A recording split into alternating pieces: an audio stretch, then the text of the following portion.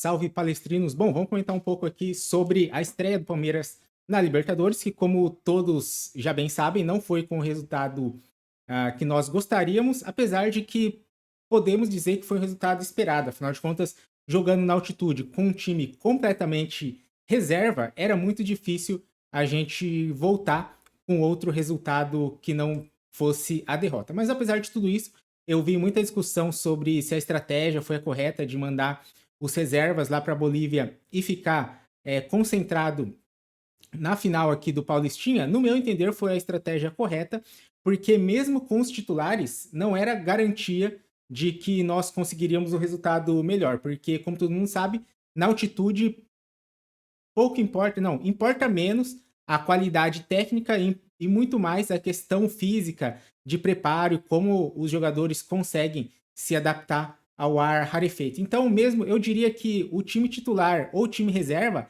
as chances de um resultado positivo seriam razoavelmente as mesmas, talvez um pouco maiores com o nosso time titular, mas no fim das contas acabou sendo a escolha e agora já foi, não tem como a gente ficar lamentando pelo leite derramado. Bom, então o jogo começou ali meio que com uma pressão muito grande do Bolívar. Eu até já pensei que o jogo seria decidido logo nos primeiros minutos, mas depois o Palmeiras conseguiu equilibrar um pouco e o Flaco fez um inesperado ali, um golaço que iniciou essa sequência de gols em jogos seguidos, que ele está ativo ainda agora. E a gente conseguiu ali sair na frente do placar. E depois, numa saída errada, eu não me recordo agora de quem, acho que foi o Naves. Foi o Naves, alguém que foi ali, deu uma bobeira na lateral, o jogador do Bolívar chegou pressionando, ele deu uma bicuda e foi bem no pé do outro, do volante do Bolívar, que lançou, enfim, aí fizeram o gol. E depois, no fim do primeiro tempo, a gente teve a expulsão do Jailson, que eu acho que foi injusta, não pelo segundo cartão, mas pelo primeiro, que deu pra gente ver claramente no replay que ele só colocou a mão um pouco para trás, assim, pegou no peito do jogador, como normal de proteção, e o jogador caiu com a mão no rosto e o juiz acabou dando cartão amarelo para ele, que no meu entender foi injusto. E o segundo cartão amarelo sim foi justo, porque ele se jogou lá bloqueando a bola. Eu até fiquei com medo que poderia ter sido pênalti, porque no ângulo de visão que eles colocaram, eu tive a impressão de que a mão estava em cima da linha, mas acho que eles devem ter visto em algum ângulo mais objetivo ali, viram que realmente estava fora.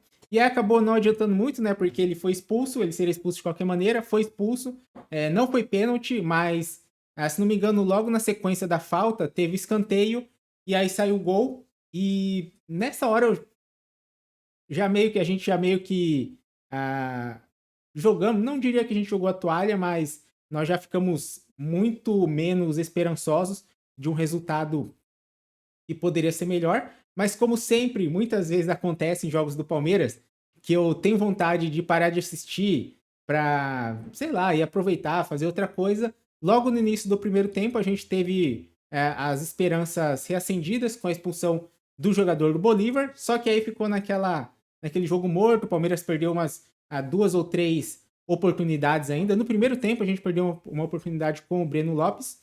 E aí no segundo tempo, o Palmeiras, eu acho que merecia o empate, mas as conclusões foram todas erradas. E aí no fim a gente acabou tomando o terceiro gol. O que eu acho que é ruim, claro, né? Nunca é bom estrear com derrota. Inclusive, se me recordo bem, eu tô falando aqui de cabeça, tá? Mas eu vi boa parte da imprensa esportiva em geral falando que essa foi a primeira derrota do Palmeiras na estreia de uma Libertadores em, sei lá, 30 e poucos anos, 44 anos. Mas o que eu acho que deve ser uma informação equivocada. Porque na Libertadores de 2009, tô falando de cabeça, o Palmeiras perdeu na estreia 2009, então 14 anos, não 30 e poucos. O Palmeiras perdeu na estreia da LDU, depois foi em Quito esse jogo. E depois perdeu também para o Colo-Colo no Parque Antártica. E a classificação praticamente tinha ido embora.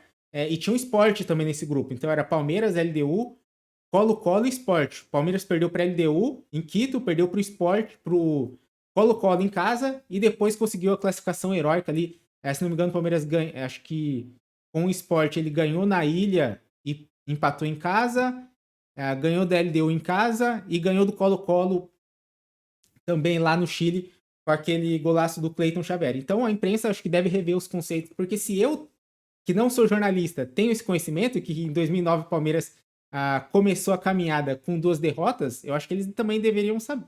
A não ser que...